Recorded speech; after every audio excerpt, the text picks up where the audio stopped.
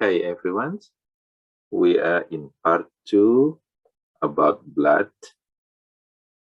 And part number 1, we learned about the blood functions and the components of blood. If you still remember, on part 1, we talked about there are two main parts of the blood. The top one is called the plasma or blood plasma. Mostly consists of water, some proteins like albumin, globulin, and fibrinogens, also electrolytes, hormones, vitamins. All of them will be in the blood plasma. And blood plasma is 55% of blood component. The second part is called the form element.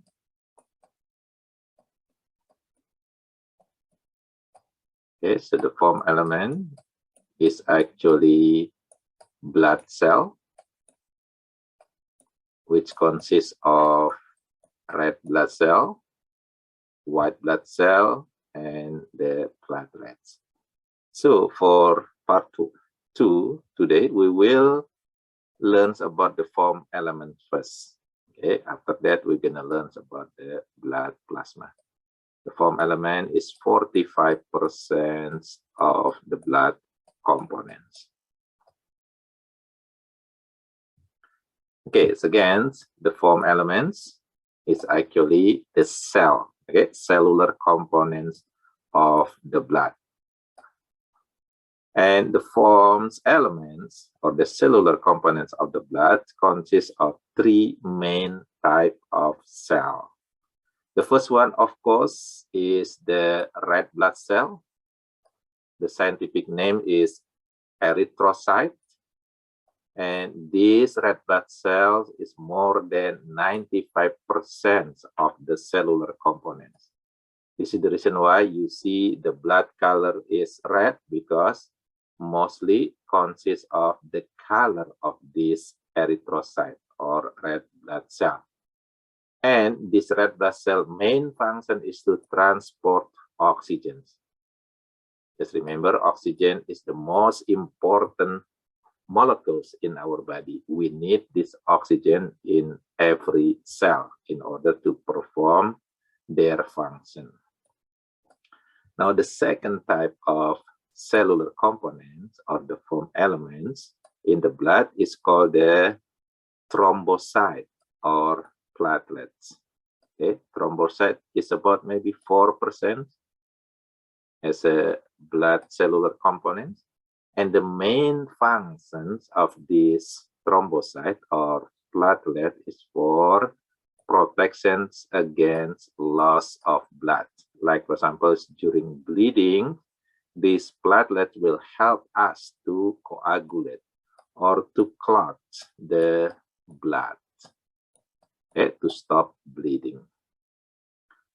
And the last one, the last cellular components in the blood is called the leukocyte. Okay, leukocyte or white blood cell, and it is only less than 1% in our blood. Okay, so less than 1% of our cellular components in the blood is actually white blood cell. And the main functions of this white blood cell is for protection against infectious disease or infections. White blood cell itself, or leukocyte, consists of 5 different types. The first one, the most abundant one, is called the neutrophils. It's about 54 to 70%, as our white blood cell. And the main function is to fight against bacteria. Okay, if you take a samples and then, for example, you find that neutrophil may be increased into 80%. Okay, when you calculate the percentage of this neutrophil, let's say, increase up to 80%, it is indication that the blood sample that you have is coming from someone that have bacterial infection. Because what? Because neutrophils' main function is to fight against bacteria. If you see in the blood sample, it is increased above the normal value, then it is indication that people that have that blood sample has bacterial infection. So it is, can be used for diagnose infection or disease. The second type of leukocyte or white blood cell is called the lymphocyte. So this is the second abundant type of white blood cell. It's called the lymphocyte. And this lymphocyte actually has two types, which is B cell and T cell. The normal value is around 25 to 33% in our blood. And the main function is to fight against viruses, also kill or remove tumor or cancer cell, also remove some foreign molecules. If, for example, you take a sample of blood and you have this lymphocyte increase, let's say up to 50% in the blood, it is an indication that the blood sample is coming from someone that has viral infection. Okay, it can be used for diagnosing disease. The next one, the next abundant one is called the monocyte. And this one is actually can change into cell, is called the macrophages. The main function of this monocyte is to fight against bacteria, remove dead cells, and also debris. So the function is kind of cleaning our blood against this bacteria, dead cell, or debris. The normal value is around 3 to 9% in our blood. Again, if you take a sample and you calculate this monocyte increase up to, let's say, 20%, okay, it is an indication that that person has bacterial infection or maybe long-term infectious disease. Okay, so someone that have long-term infectious disease, their monocytes usually increase above the normal value. The next one is called the eosinophils. It is about 1 to 3% only in our blood. And the main function of eosinophils is to fight against parasites like worms, protozoa like malaria, and also for fighting allergy or allergens. If, for example, you take a blood sample, and you calculate the eosinophil is actually increased maybe up to 10%, for example, it is an indication that this person has parasite or parasitic infection, or maybe they have allergy. And the last one, the least abundant one, is called the basophils. It is less than 1% in our blood. And the main function is also to fight against allergy reaction. It is also the one that causing the inflammations in our body. If we have, for example, infections or maybe damage in our tissue. Now, if you take a samples and then you calculate that the number of basophils, let's say, increase to 5%, okay, it is an indication that that person maybe have allergic reactions on their body. So again, calculating this white blood cell over here, difference concentration or percentage of this white blood cell can indicate what type of disease that person have.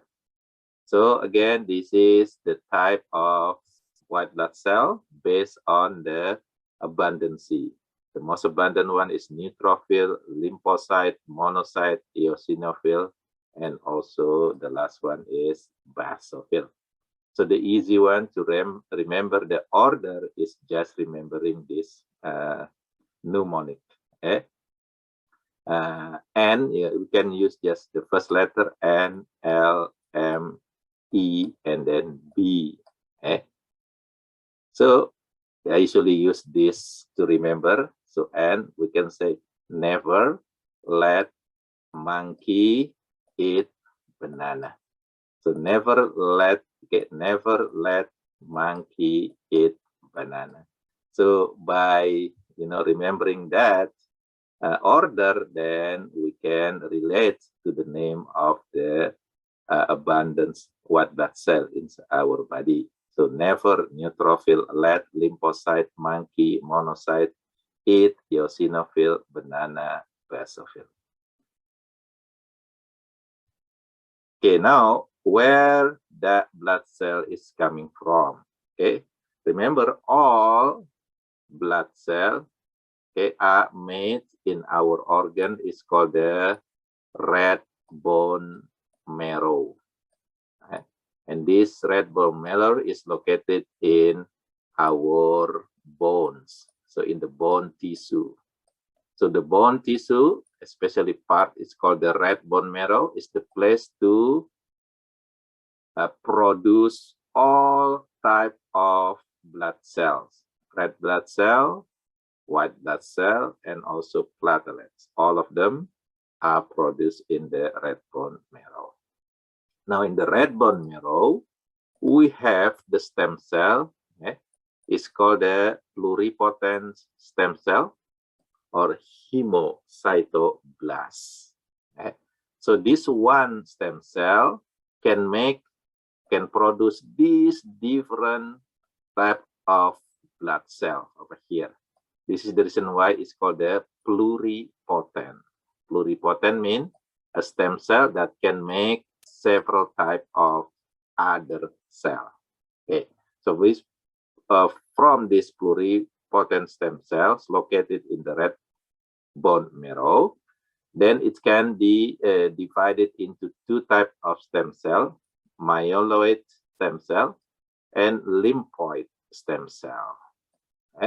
The lymphoid stem cell is the one that will produce the lymphocyte, which is the T cell and the B cell. So this produce only two types of cell, the B cell and the T cell. This is from this stem cell, lymphoid.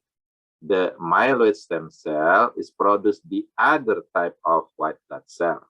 So red blood cell, the platelets, the other four type of white blood cell, basophil, eosinophil, neutrophil, and the monocyte. Just remember, only the lymphocyte produced by this stem cell, lymphoid. The other type of white blood cells are produced by this myeloid stem cell.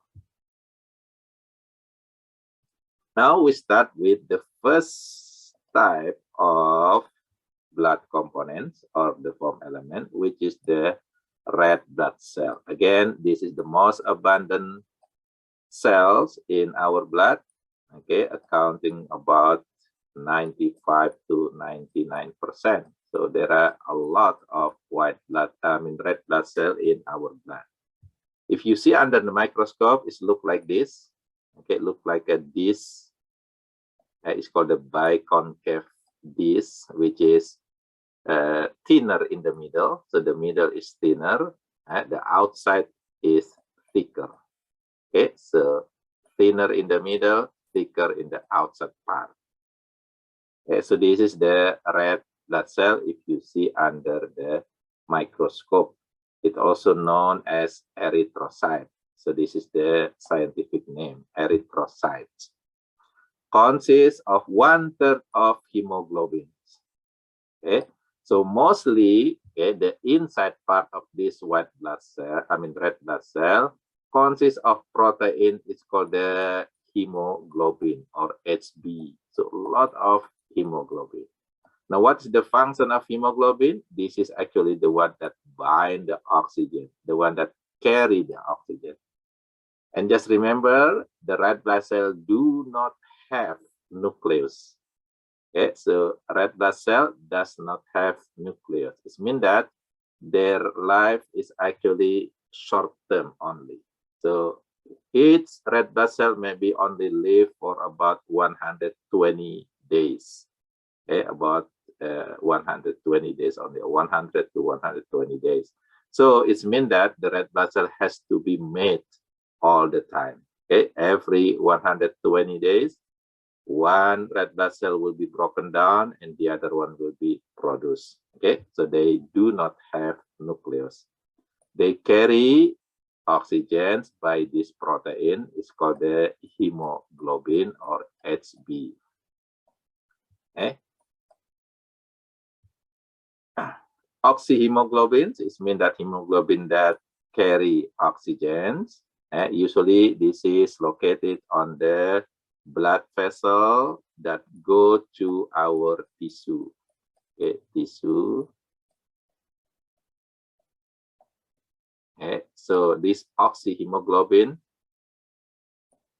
is the red blood cell that carry this oxyhemoglobins will be the one that go to the tissue, because tissue need oxygen, right? The other one from the tissue, then the red blood cell will be carried back into our heart and then finally go to the lungs. So this is heart, and then there will be lungs. There will be lungs over here. So this one is actually called the rich blood. Okay, so rich blood, because what? Because it's carry a lot of oxygen, and oxygen will be used by the tissue. It will return back to the heart and then to the lung. So this blood vessel over here will carry what we call the poor, okay, poor blood. This means that the blood that do not have oxygen, because oxygen has been used by this tissue.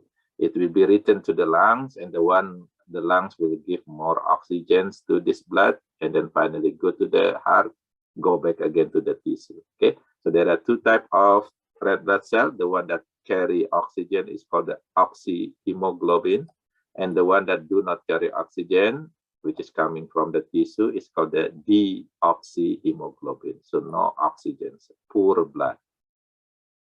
As I mentioned before, the red blood cell lack nucleus. There is no nucleus in the red blood cell, and also no mitochondria. This means that this red blood cell will die. So they have life spans about 120 days. Cannot divide, so it cannot produce other blood cells. So it cannot repair. It has to be made. They can produce ATP through the glycolysis only, because there is no mitochondria. So the oxygen and the glycolysis, the ATP production is only through the glycolysis, which is going to be very little energy in the red blood cell. So red blood cell actually needs a lot of support, which is production and also the ATP for this action. Okay, so this is red blood cell. The productions, we already mentioned about the productions of blood cell. All of them are produced in red bone marrow. Special production of red blood cell is called the erythropoiesis. It is red blood cell formation. Again, happenings in the red bone marrow. The control, this is from negative feedback system. So when our tissue, let's say, sense that our oxygen level is down, okay, then the kidney, okay, will produce hormone. It's called the EPO, erythropoietin. Okay? So erythropoietins will go to the red bone marrow. It will stimulate production of red blood cell in the red bone marrow. So this is what we call the negative feedback system or negative feedback mechanism. And with a few days of EPO secretion, many new red blood cells will be appear in the blood. Okay? When we have enough red blood cell, then the EPO production will be stopped. Okay? So this is negative feedback system. Okay? And this is just the stages for red blood cell production, starting from the hemocytoblast, which is the pluripotent stem cell, into the erythroblast. This is the one that will become the red blood cell. And then finally produce the erythrocyte that will be released into the bloodstream. Again, as I mentioned before, because red blood cells do not have nucleus, they live for only 120 days. So each red blood cell has to be produced continuously because they will be broken down after 120 days. Okay. There are some nutrients required for red blood cell production. First one is vitamin B12. This is really important. Vitamins we need for red blood cell production. Folic acid, which is a type of amino acid. This is required for synthesis the red blood cell. So DNA synthesis for the red blood cell. So vitamin B12, usually we can find them or we can get it from like vegetables, meat, okay, folic acids, like liver has a lot of folic acid. Iron also needed for making the hemoglobin. So because iron is part of hemoglobin, so iron is really important element for making these hemoglobins. So you can find irons maybe from food like dark green leaf vegetables, including spinach, for example. It has a lot of irons in it. So it is needed for making hemoglobin, which is part of the red blood cell. If we don't have enough red blood cell, so we can have a disease called the anemia. Anemia is the condition where the oxygen carrying capacity of the red blood cell is reduced.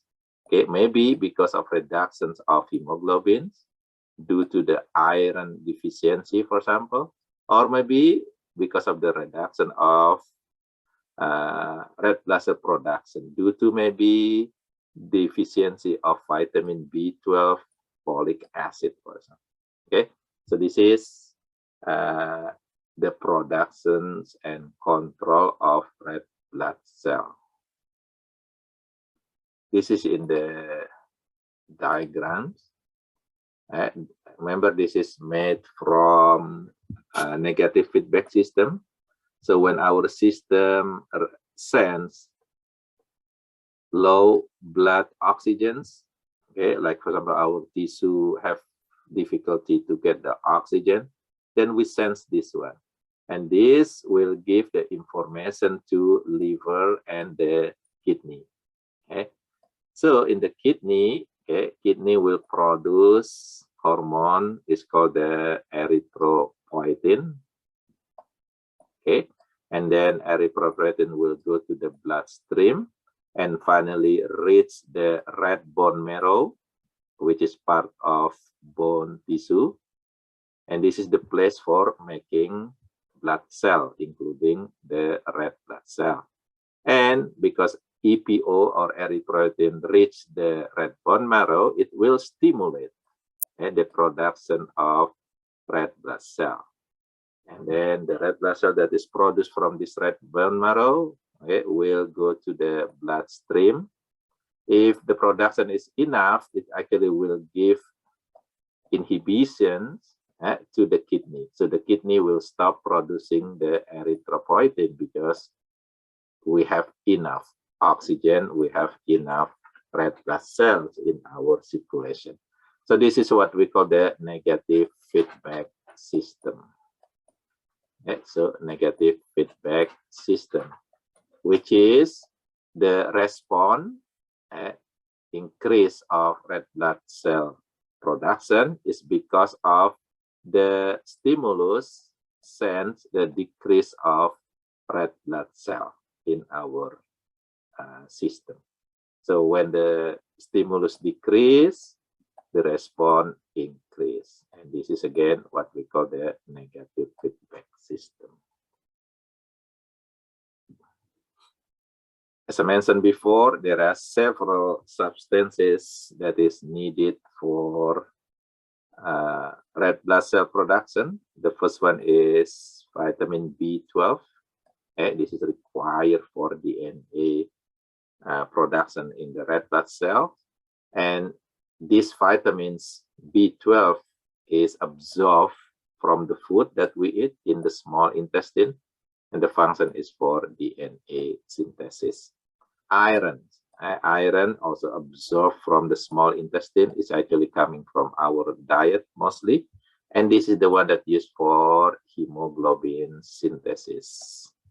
Folic acid, this is type of amino acid, also absorbed from the small intestine, and this is also used for DNA synthesis.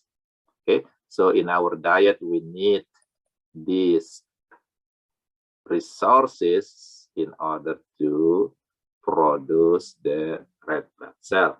If we have deficiency of these substances in our food, then what happens? We have what we call the anemia. Okay, so really important when you eat, make sure you have enough of these substances needed for making red blood cell. Now, the red blood cell count is usually used for diagnosing whether our blood is healthy or not. Okay, so red blood cell count, which is the number of red blood cell in cubic millimeter or microliter of blood.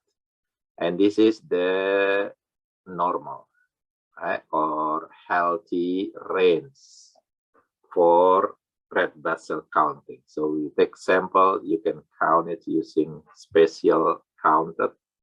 For male, the red blood cell counting should be around 4.7 million to 6.1 million. So this is normal concentration for male adult.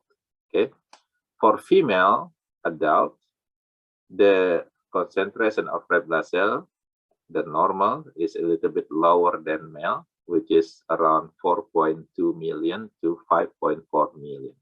So this is for female, the normal value.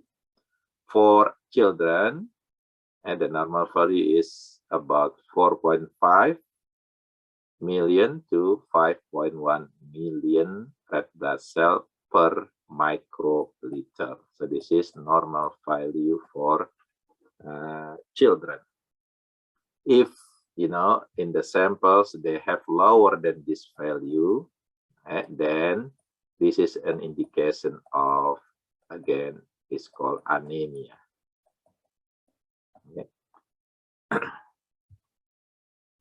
So red blood cell count are useful in diagnosis disease and evaluation of their progress. Changes in red blood cell count reflects the change of blood oxygen carrying capacity. Again, deficiency means anemia. Lower blood red blood cell count.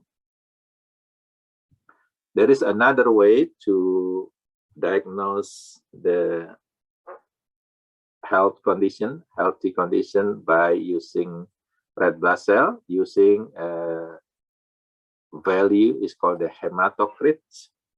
So this hematocrit actually measure the lower part of this blood component, okay, which is the foam element. And remember, foam element mostly consists of red blood cell. So when we compare this component, okay, so the lower component and the total component over here, we will get the value is called the hematocrit. Okay, so hematocrit is actually percentage of red blood cell compared to the total component of blood. So hematocrit for females, normal value has to be between 38 to 46. Remember, the average over here is 45. Okay, so 45% is actually average normal value for human.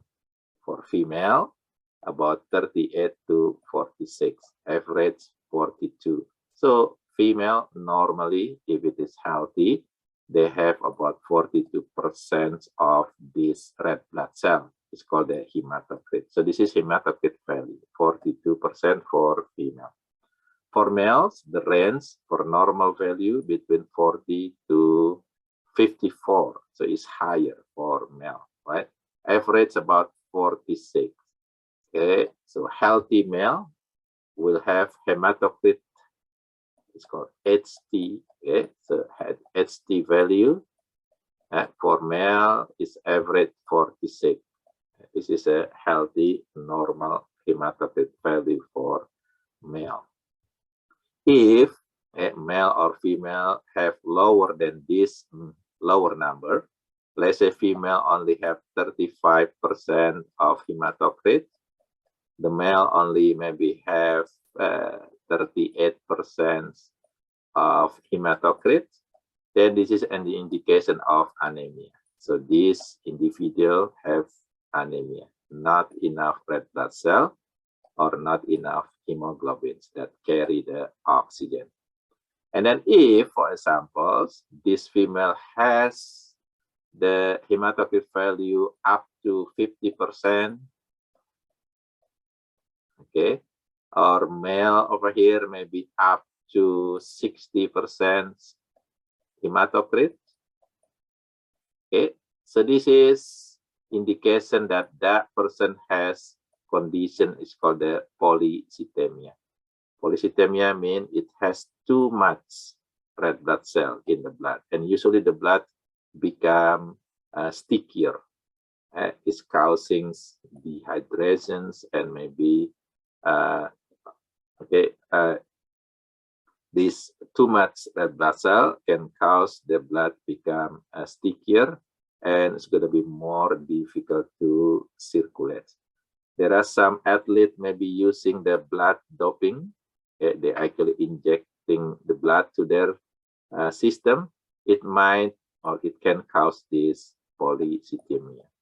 Also dehydrations, because we have less water in our body, it might also cause this polycythemia. Tissue hypoxia can also cause this polycythemia. Okay, so there are two conditions. Abnormal condition, if it is too low, it's called the anemia. If it is too high, it's called the polycythemia. Okay, so anemia means too low red blood cell. Polycythemia is mean too high red blood cell concentrations in our blood. Another way to measure the oxygen capability in our blood is by measuring the hemoglobin concentrations.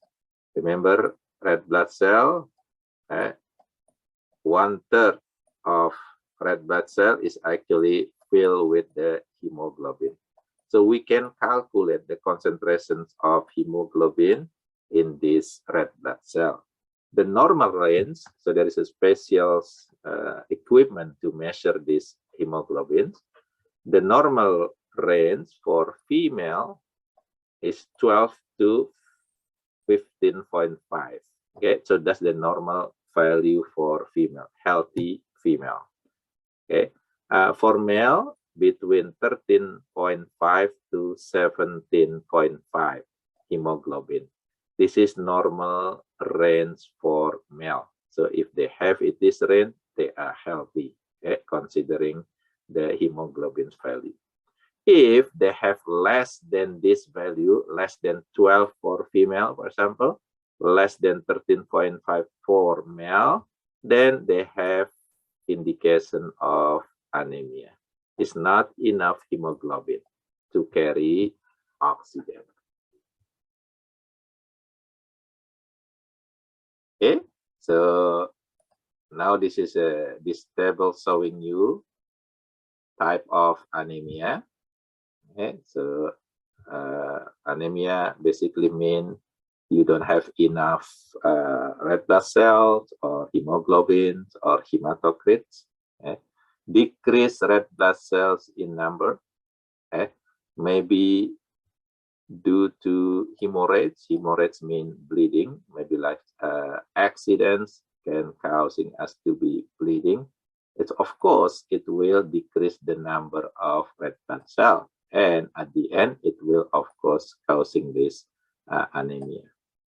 Okay, so hemorrhagic anemia, accident. Hemorrhagic anemia can be caused by for example, viral infections. Viral infection actually can cause this hemorrhagic anemia, loss of blood from our body. So bacterial infection can also causing this hemolytic anemia. Deficiency of some factor, like for example, inadequate number of vitamin B12 absorption. Okay, this is pernicious type of anemia.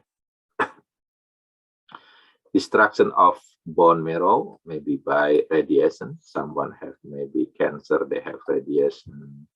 It might cause the bone marrow to be destroyed, and it can cause this aplastic anemia. Decrease hemoglobin concentration. Remember, hemoglobins made from iron, so we need iron for making this hemoglobin. So it can cause what we call the iron deficiency anemia. This is dietary malnourishment. Heavy menstruation can also causing anemia, which is because of this deficiency. Abnormal hemoglobins, maybe there is some gene, defective gene that causing the hemoglobins to be abnormals in shape and function. Example is someone that have sickle cell anemia. So they have this deficiency of oxygen carrying capacity due to their genetic disorder. So this is actually genetic condition, sickle cell anemia.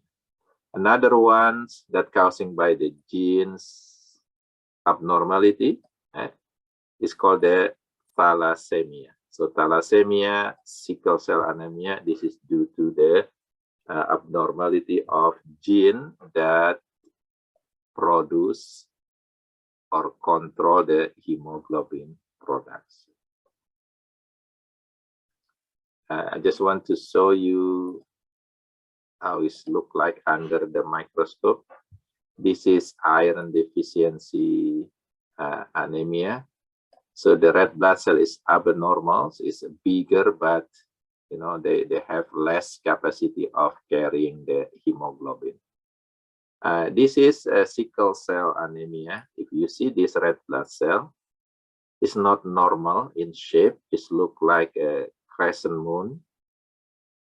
So the red blood cell is abnormal shape, and because of this, it also causing this red blood cell to carry less oxygen.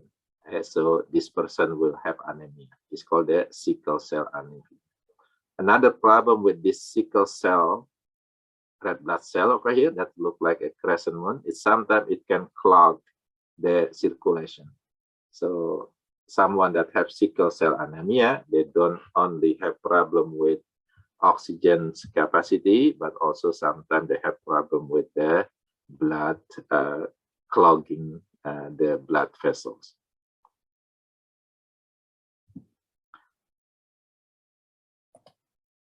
Okay, treatment for sickle cell disease.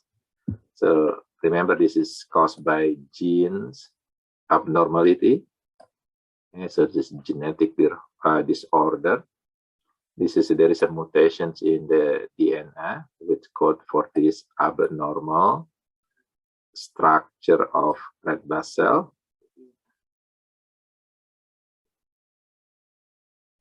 So red blood cells are stickier, so it can clog the blood circulations. Because the red blood cell has different or abnormal shape, it causing this red blood cell to carry less oxygen, so oxygen deficiency. It can also cause blockage of circulation, severe pains. Red blood cells also die quickly. They usually normally 120 days. For someone that have sickle cell anemia, maybe the red blood cell lifespan less than 100 days. Okay, it can resulting in the anemia, which is causing the extreme fatigue. So someone that have sickle cell anemia, they usually really feels exhausted, easy to feel exhausted. Sometimes they also have pain due to abnormality of red blood cells. Treatment usually using some antibiotics to protect the infection of the spleen. Transplantations of bone marrow can be also used for this sickle cell anemia treatment, or maybe umbilical cord stem cell to cure the disease, and some experimentation to correct the mutations in the gene. Okay, so this is a genetic disorder. Mostly the one that have sickle cell anemia are African Americans, because they actually African American, they actually carry this gene from their place where they live. So usually sickle cell gene develop in area that have a lot of malaria infection. It's called the Malarian belt area in Africa. Okay, so mostly the one that have sickle cell anemia are African American in this state, United States. Okay, so we mentioned that red blood cell only live for 120 days because they do not have nucleus, and also they do not have mitochondria. So they always be destroyed and then reproduce. So how the destruction of red blood cell and where this destruction of red blood cell happening? Remember, the production of red blood cells are in red bone marrow, which is in the bone, right? Destruction of red blood cell is actually happening in liver. So liver is the place for destroying the old red blood cell. Okay, so after months of bending, squeezing through the capillary, red blood cell will lose the elasticity and become fragile. So this old red blood cell will be carried into liver. In the liver, then the red blood cell will be destroyed by some process like phagocytes, macrophages. The hemoglobin will be separated from the red blood cell. It will be separated into 4 subunits. Okay, which is the globin. 4 globin. Globin is a type of proteins. Okay, so there are 4 globin chains that will be produced for this from this destruction of hemoglobin. And the heme is actually part of the hemoglobin that carry the irons. So irons will be here in the heme part. Okay, so again, the heme then will be broken down into iron and biliverdin. Okay, so iron and biliverdin is actually productions of heme destruction in liver. Okay, the irons can be used again, can be reused. It will be transported into the red marrow to produce the heme over there. Okay, so the red blood part of the red blood cell. While the biliverdin, this is the one that will be removed from our body. it will be converted into bilirubin. Okay, bilirubin is the conversion of biliverdin, and this bilirubin usually has kind of yellowish color. Okay, brown yellow color, this bilirubin. And these bilirubins will be excreted into bile pigment. Okay, and this bile will be excreted through our feces, to our digestive system. So that's the reason why the feces has color. Mostly that color is coming from this bilirubin color. And also some of them will be removed through the urine, excreted through the urine. It is the reason also why we have color, yellowish color in the urine, because of this bilirubin part that also go through the urines, excreted through the urines. Okay, so this is how the red blood cell, the old red blood cell, will be destroyed. Mostly happenings in liver. They will be destroyed into several parts. Okay, the globin part, the heme will be break down into iron and biliverdin. The iron will be reused back for making heme in the red bone marrow. The biliverdins will be converted into bilirubin, and this is the one that will be removed from our body through feces and urine.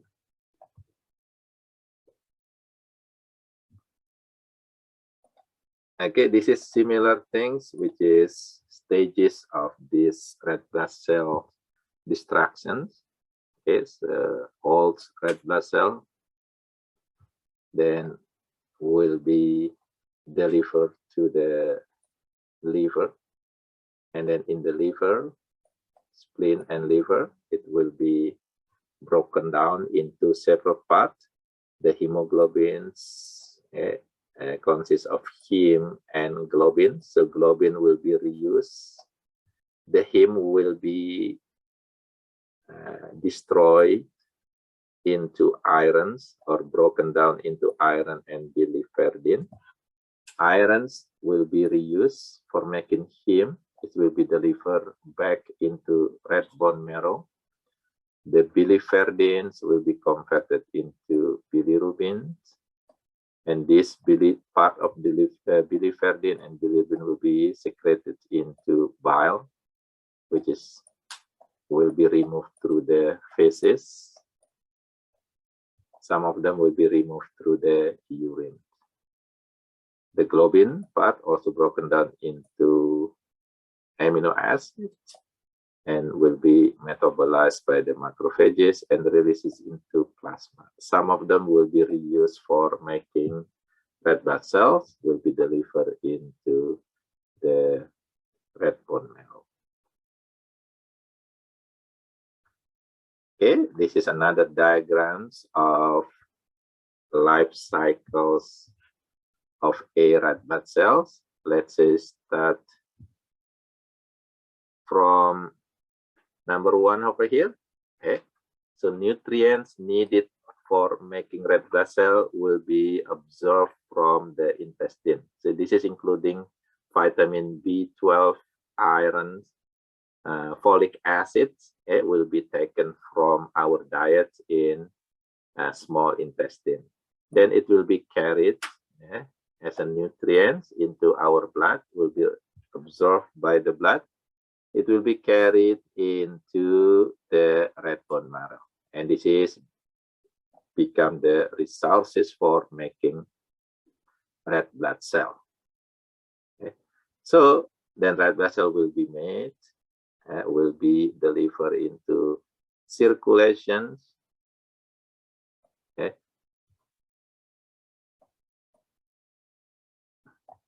And then the old red blood cell will be broken down. It has to be carried into the liver first. It will be broken down over here into the globin parts, the heme parts. The hemes will be broken down into iron and biliverdin.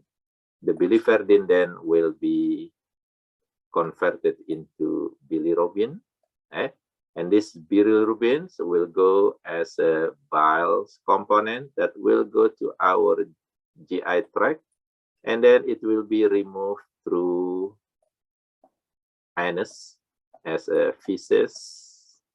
So this feces carry bilirubin. So that's the reason one again, it has color, yellowish brown color because of this bilirubin. Some of them also will be carried to the kidney, and then finally will be excreted to the urine. And it is also the reason why our urine have color. It is mostly because of the bilirubin part, which is coming from the destruction of old red blood cell.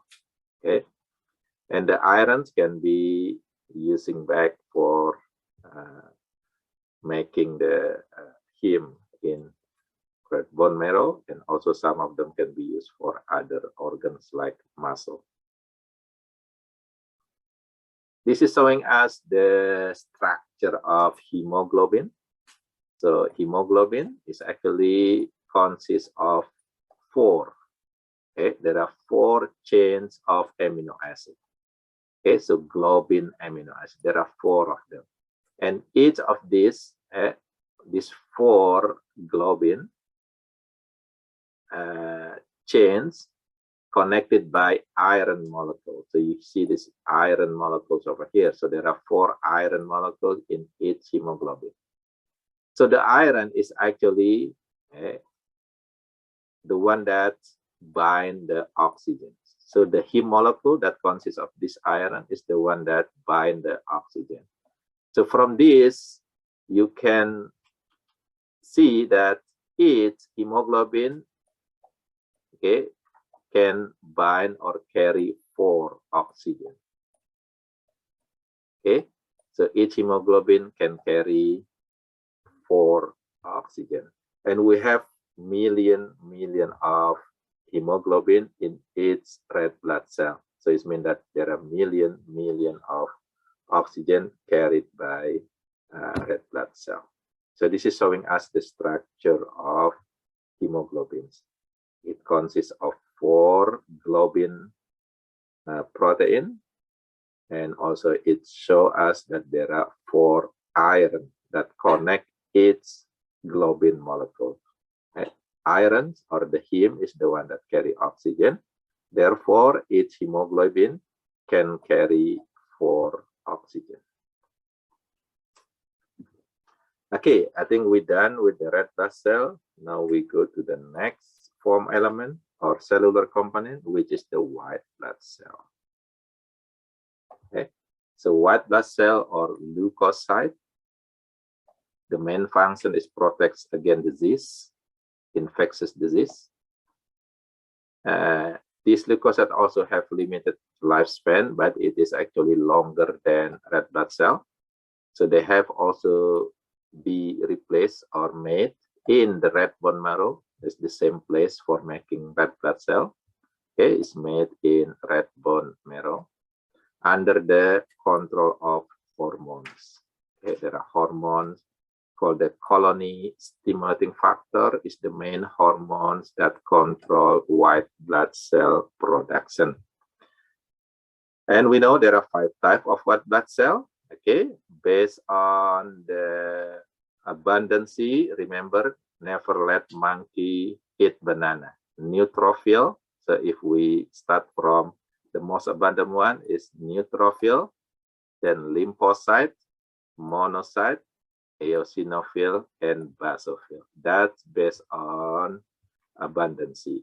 But if it is based on the shape, it can be divided into 2 types. The first one is called the granulocyte.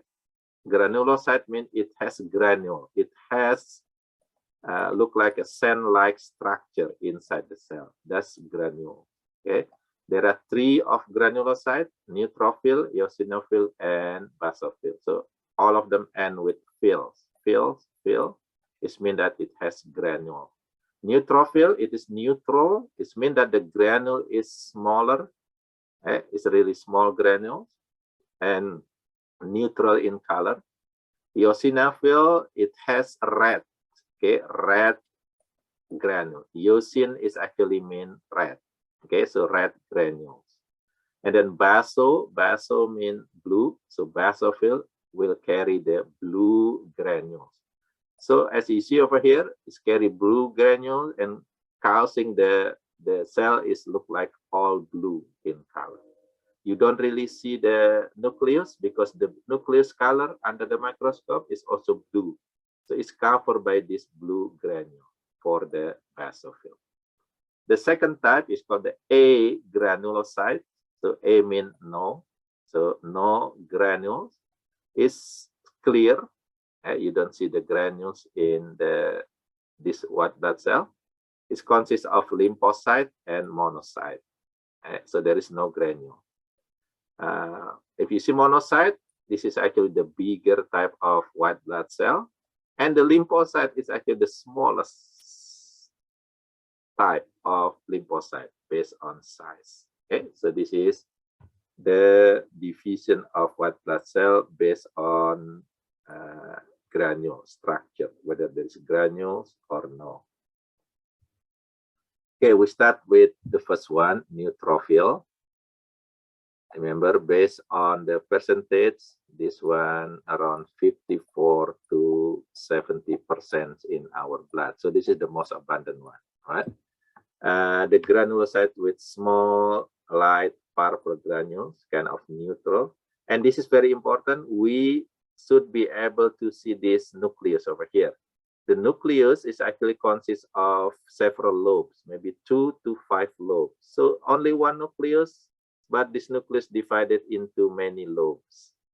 Okay, so it's really, really special shape of this nucleus for this neutrophil. So we should be able to see them and then tell, okay, this is neutrophil based on this shape of the nucleus. Okay? The second one for this one is eosinophils, and as mentioned before, is red granule. Okay? And then you can also see the nucleus. The nucleus look like an earphone. So there are 2 lobes connected with the smaller channel over here. So it looks like an earphone. This is eosinophil. So you can differentiate between neutrophil, eosinophils under the microscope easily. The next one is basophil. It has blue granule. And because it has blue granule, you cannot really see the nucleus because the nucleus also blue in color. Okay, it's only 1%. So this is the least abundant type of leukocyte in our blood. The next one is monocytes. This is the largest white blood cells in size, really, really big. And also you can see special shape of the nucleus. It looks like a kidney. So kidney-shaped nucleus. So you can see them easily. And you can tell, oh, this is monocyte. Okay? It's about 3 to 9% in our blood. And the last one is called the lymphocyte. And as I mentioned before, this is the smallest one. The smallest one in size. It's almost similar size with the red blood cell. So these are the red blood cell over here. Okay? It's a little bit bigger than red blood cell. And the nucleus, if you see, is really, really big. Almost fill all the contents of the cell. So mostly, okay, the content of cell is actually nucleus in this lymphocyte. So you can easily see and differentiate different leukocyte or white blood cell under the microscope. Therefore, you can count them. Okay? When you see under microscope, you can count how many lymphocytes, how many monocytes, how many neutrophils, how many basophils, how many eosinophils. Mostly, if it is normal blood coming from healthy person, mostly the one that you see will be neutrophils and lymphocytes because they are the most abundant one. It is very difficult to find basophil and eosinophil, except if you take a sample from someone that have allergy.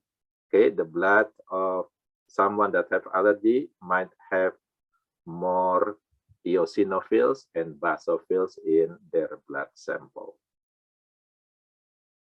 Okay, this is some action or characteristic of white blood cell. They're able to move from blood vessels into outside from the blood vessel into the damaged area. So this process is called the diapedesis. Okay, diapedesis is the ability of white blood cell to squeeze or move between the cell of the blood vessel wall, and they can leave the blood vessel, go to the tissue, the damaged tissue. This is the ability of white blood cell, is called the diapedesis. And they're also able to attach to the cell, to other cell. It's called the cellular adhesion molecules. They produce protein that make them able to stick on the tissue or other cell. And they have the ability to eat the bacteria or maybe old cell. The ability is called the phagocytosis. Mostly the one that have this ability is the monocyte. Okay, so monocyte can eat bacteria. Okay? And the second one that have the ability to eat or phagocyte is the neutrophil. Okay, so from 5 different type of white blood cell, neutrophils and monocyte have the ability to eat or phagocyte other cell, including bacteria. Inflammatory response, so they can produce protein or substances that can cause inflammation. Mostly it is done by the eosinophil that causing this inflammatory responses. And positive chemotaxis, it means that they able to move. So taxis mean move based on the chemical. So they can sense chemicals difference in, for example, damaged tissue. So based on this information, then they can move or go to that specific area. Okay? So they can sense the chemical in order to move. Okay, so attract to chemical. This is showing us the diapedesis. So this is the blood vessels. The white blood cell able to squeeze through the epithelial tissue, endothelium of the blood vessel wall, and move, go to maybe damaged tissue. Okay, so this is diapedesis. This is chemotaxis, the movements of white blood cell from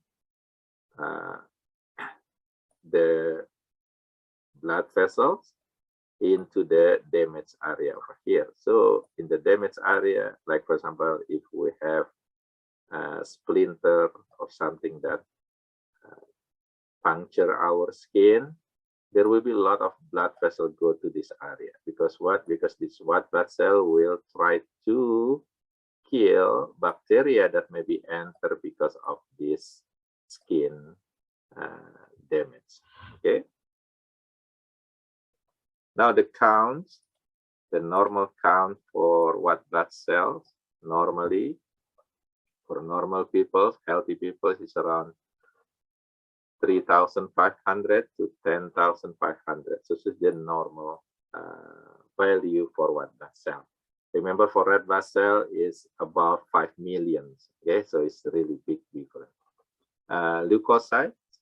Okay, so if it is too much, if we have more than 10,000, for example, then the condition is called the leukocytosis. So leukocytosis means too much white blood cell in our body, and it is not good because this white blood cell can kill our own cell if it is too much. If it is too few of white blood cell in our blood, the condition is called the leukopenia. So penia means lower. Okay, so leukopenia is lower white blood cell, lower leukocyte. Okay. We can also perform what we call the differential white blood cell count, already mentioned to you. Okay, this is based on, for example, the percentage of each white blood cell. Neutrophil, it has to be 54 to 70%. If it is higher than that, maybe 80%, this is an indication of bacterial infection. Okay, so I already mentioned about this percentage of each type of leukocyte or white blood cell in our blood. So increase in number or percentage can be indication of specific type of disease.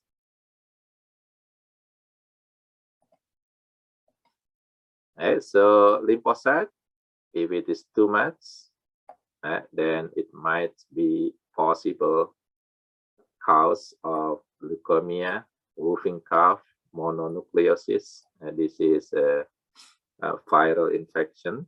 If it is too much eosinophil, maybe infection of the parasite like tapeworm, okay, maybe allergic reaction. If it is too much monocytes, then maybe indication of typhoid fever, malaria, TB.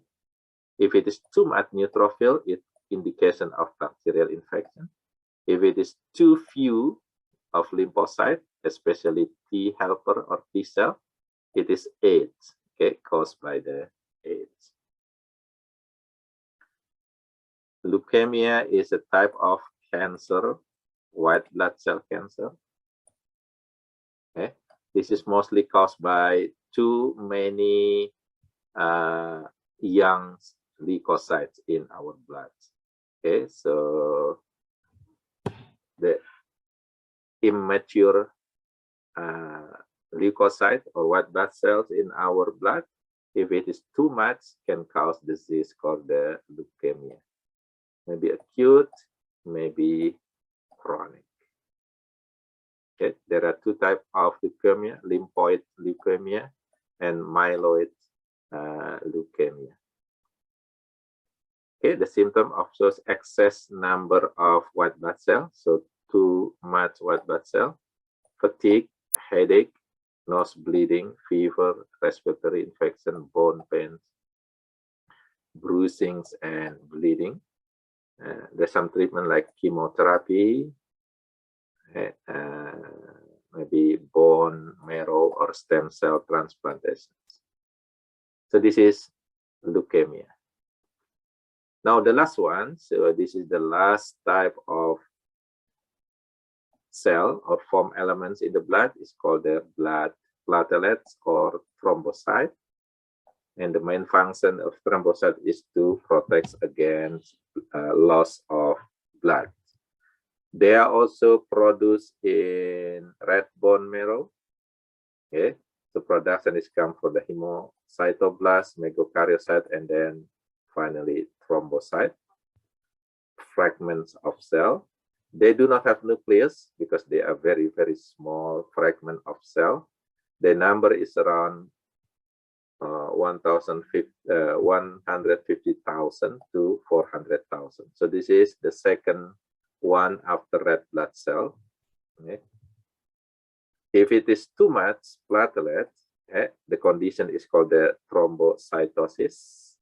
If the platelet is very few in the blood, it's called the thrombocytopenia. So penia means low. And usually people that have this condition, they're gonna be bleeding easily or happily. So they will not stop their bleedings easily. So the blood will just go from their body. So this is thrombocytopenia. So the blood will not clot, okay? They're bleeding easily. Okay, so this, again, the function of this platelet is for stop bleeding. It's called the hemostasis. They release special proteins or hormone, is called the serotonin, that will cause the muscles in the wall of broken blood to be contracted. Okay, so spasm. Okay, so the serotonin will causing the muscle to be spasmed, okay, to be contracted. Okay, now the summary of the component of the foam element or cellular components of the blood. The most abundant one, of course, red blood cell. Okay. Shape is biconcave, okay, thinner in the middle, thicker on the outside. It looks like a lifesaver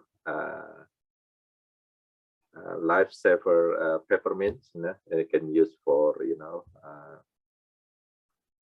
make your mouth breathing fresher. The number of counts for male, around 5 million. Okay, 5 million to 6 million. For female, around 4 million to 5 million. The main function is to transport oxygen. This is the main function of red blood cell. The next one is white blood cell or leukocyte. There are several types. If it is based on the granule, it's going to be granulocyte, neutrophil, eosinophil, and basophil. The one that do not have granules or agranulocyte, monocyte, and lymphocyte. Okay.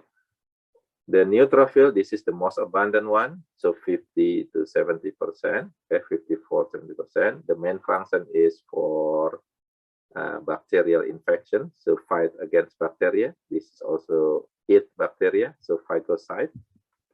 Eosinophil, about 1 to 4%, and it is red in color, so the granule is red, and kill parasite and also allergic reaction. Basophils, blue, okay, so blue granule. It is the least abundant one, less than 1% in our blood. Release heparin and histamine for allergic reaction and inflammation. Agranulocyte do not have granules. The monocytes, this is the biggest or the largest, okay, cell, white blood cell in our body. This has a nucleus, look like a kidney shape, 3 to 9%. And this is also have the ability to eat bacteria, the phagocyte, just like the neutrophil. So neutrophil and monocyte are the phagocytes in our blood. Lymphocytes, okay, this is the smallest, white blood cell in size, 25 to 33%. This is the one that fight against virus and also produce immunity. So our immunity produced by this lymphocyte. It has two types, B cells and T cells. And the last one, okay, the last component of blood cell is called platelets or thrombocyte. This is just fragment of cell, about 150,000 to 400,000 per microliter in our blood. And this is the one that helps control blood loss from broken vessels. So it's control or protect us against bleeding too much. So it will clot the bleeding. That's all I think for part number 2. Okay, on the part number 3, we will talk about the blood plasma. So after the blood components in this part, we will talk about blood plasma in part 3. I'll see you on the next lesson. Goodbye.